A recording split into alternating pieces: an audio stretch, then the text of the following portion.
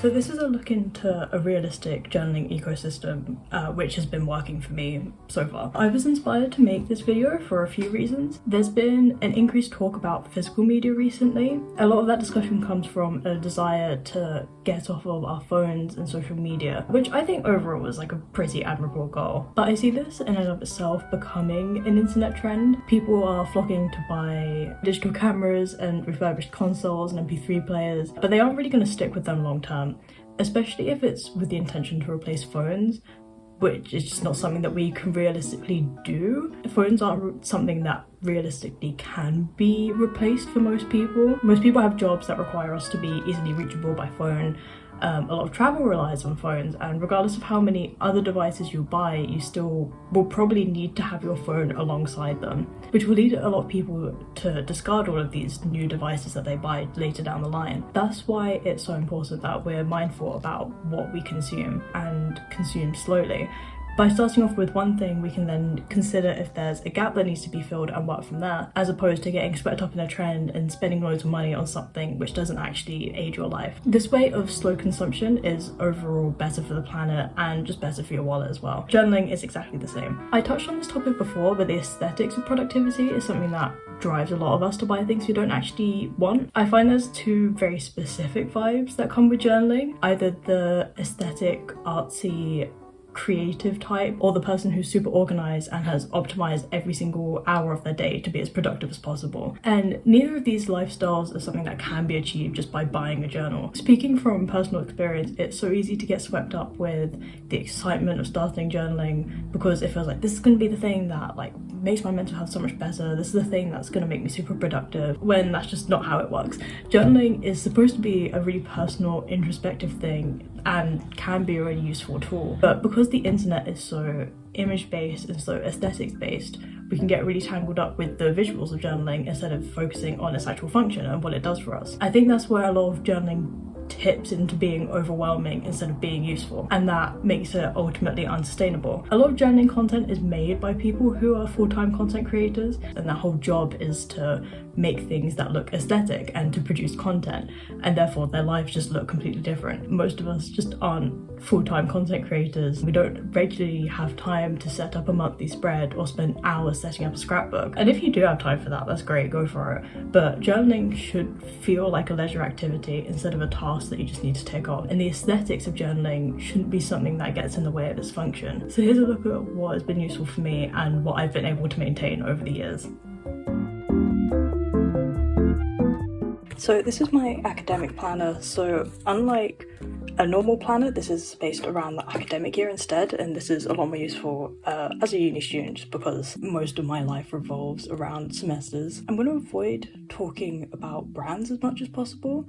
Again, like the whole aesthetic of journaling comes the aesthetic of certain brands, like the Hobonichi Weeks notebooks as like a brand that I've been seeing going around a lot, and they look really cute. People decorate them and they all look nice and they do like a doodle a day in each of the sections, but they are not practical for me at all.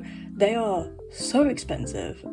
They're like 40 quid or something ridiculous. They're so small, I would just feel too scared to write anything in it. I would really consider before buying anything whether or not the book you're looking at actually suits what you need. I think this is like a 5. I know some people, they find this like too overwhelming, and I get that, but when it's too small I find it stifling, especially if the notebook is expensive as well. I'd be anxious about wasting a page and I just wouldn't use it. For anyone who's like really desperate to know what this is the A5 weekly monthly, no, it's the A5 free monthly weekly notebook from Muji. It's under 10 quid, which makes it less than half the price of a Hobonichi, and there's more space, and I just prefer it so much. You can definitely find cheaper notebooks, but I'm willing to splurge a bit for Muji's quality, and I'm very particular with the layout. I'm very used to the layout of the Muji notebooks. I know Muji do specifically sell academic planners, and that's what I actually had last year, but I got that journal when I was in Hong Kong, and I don't think they sell the academic planners in the UK, so this is what we've got. It's the closest to the academic one, but I just had to fill in the months and the weeks myself, which is a bit inconvenient, but it's not that bad.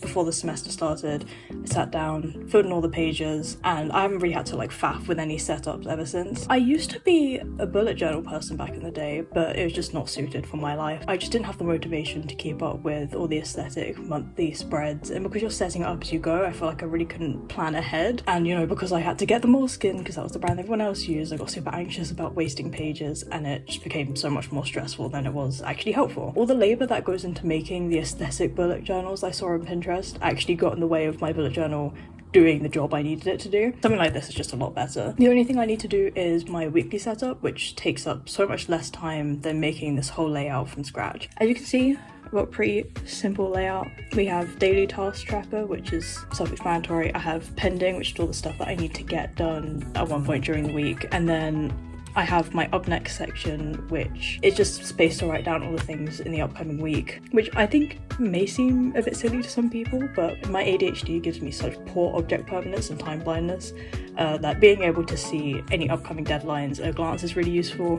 There's nothing right now because I'm done with exams, so I'm done with this year, but usually it would be like upcoming deadlines. This actually takes like 2 minutes to set up and it's super easy. I don't have to worry about like the aesthetics of anything because it's just really simple. So as you can see, current daily tasks, and then I just cross off what I've done. Again, most of this is usually like academic stuff that I need to get done, but now it's just I was gonna say unemployed, but like I am unemployed. But like basically just all the menial tasks that I need to do at one point that don't really have a set date. And then on this page, as you can see, I've had to write out the weeks and the month myself. Things I need to do for each day.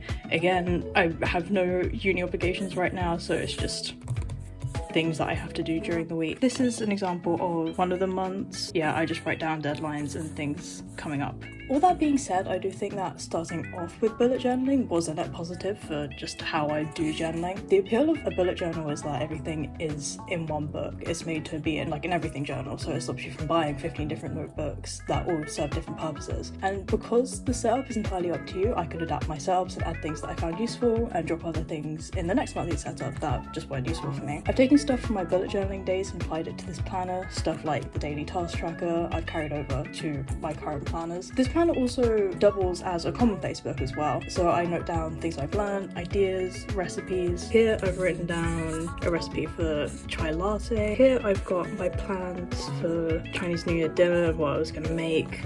I learned how to use a dao, which is like a Chinese sword, and I've written down the stuff that I have learned when I was in that session. Sidebar, I think some people are going to see this and say this isn't really a commonplace book and I shouldn't call it that, but also I don't really care. I see a lot of juxtaposing stuff about like how serious and concentrated commonplace books are supposed to be. Like some people just have more things like this, more little like stuff that's like really concentrated pieces of information they learn about like a specific topic, and they have one notebook just for that. But then I see people treating commonplace books, I guess, like more the way that like my silly little notes about what I'm going to do for New Year's dinner. The way I do this whole like commonplace journaling is just a way that suits me more, and it serves the purpose I need it to, and that's really the more important thing. As you can see, I have some doodles by my friends, I guess kind of like some junk journaling. Like this is my wristband from when I went to go see the Plastic Beach show. Yeah, even on this page I got, it's like a pirikake, but it's like in a container like that's shaped like hachiwari, and then it came with this cute backing which I have kept. I even have like essay plans, like this is all the stuff for a reaction paper that I had to do. Advice from my hairdresser. My friend invited me over to a barbecue, but it was really last minute and I couldn't make it, so she sent my flatmate home with some food and she made this little note for me. We've been playing the Great Turning together, so she drew two of the characters as cats, and I thought that was so cute. This was like me planning a keychain I was making as a gift for a friend. I like the aesthetic of things like scrapbooking, but realistically I don't collect enough stuff to justify having it in a separate space. I've also found that it's quite nice to integrate some journaling into this planner so I can track how my life events and my mood correlate with what I can do in a day.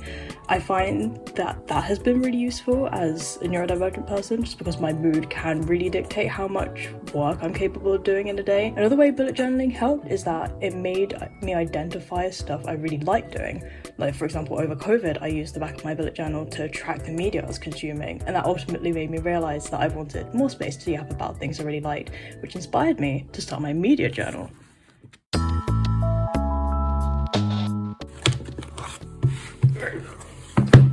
Wow, what a segue. This is my media journal, which is where I track all the media I consume.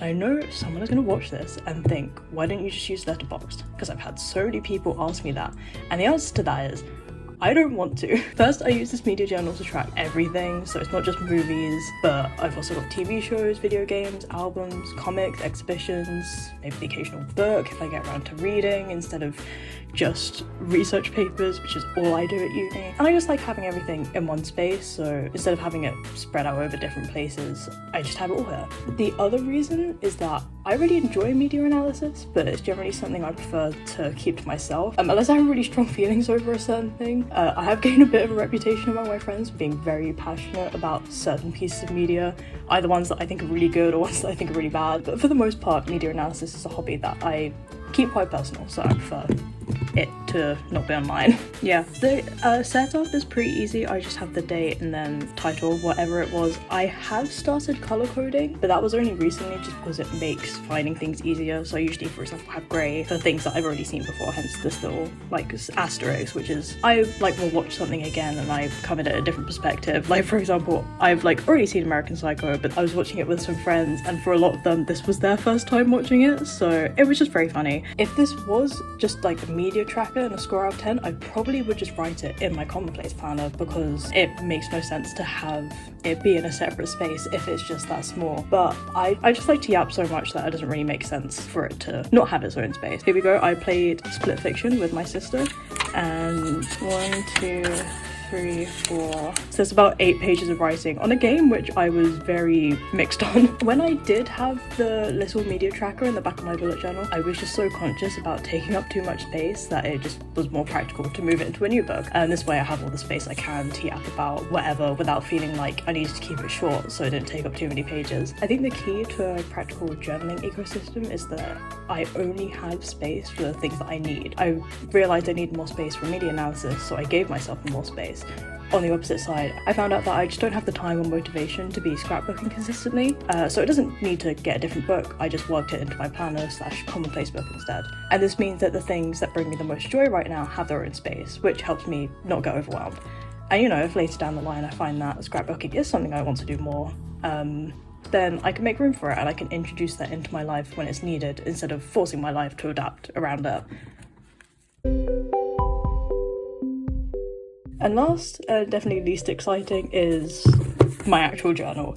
I say least exciting because this is all you're going to get to see of it. It's not really a diary because it's not regular enough, but it's something I go to if something big happens in my life or in the world as a whole. This is where I will ponder on it. I'm not documenting my day-to-day life, it's just for very long chunks of reflection on my mood, my health, general state of my life and what I've been thinking about. As you can imagine, this is quite personal, which is why I'm not opening it. Also, it's just not very visually interesting inside, it's just big blocks of text. Because this journal is about quite big topics, it does need its own space. As you might have gathered, I love to yap. So if I wrote all of these topics in my main planner, there would be no space left for that book to actually serve its purpose of being a planner. There's also just a lot of big emotions inside this book, and it doesn't work for me to have those things side by side with all the stuff I have to get done. As I mentioned, I do occasionally write down my feelings in my planner, but that's just a small little note which acts as a reference for how productive I could be during the day. Whereas this book is more like an event happened and I have loads of big emotions about and I want to get it down.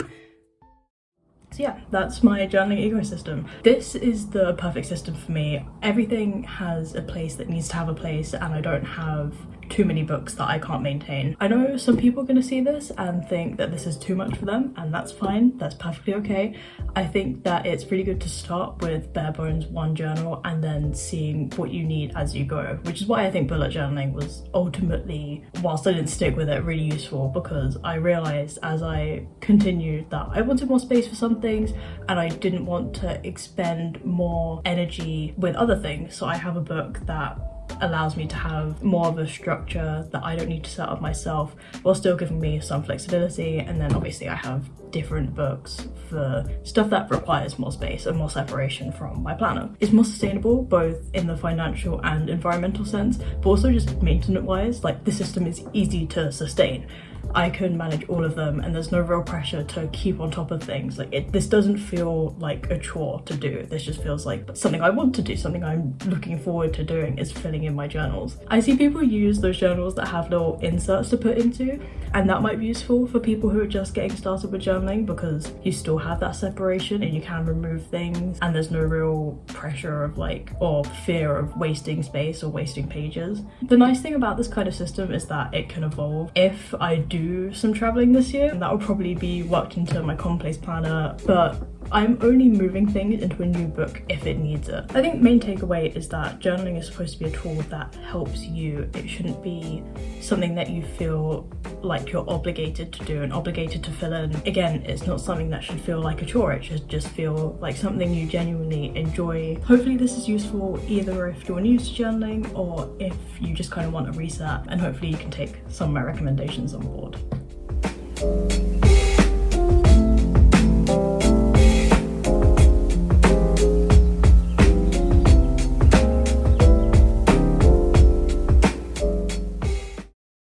This is the reality of when you have to try and record something, but you don't have a tripod. So this is the setup. And I'm so sweaty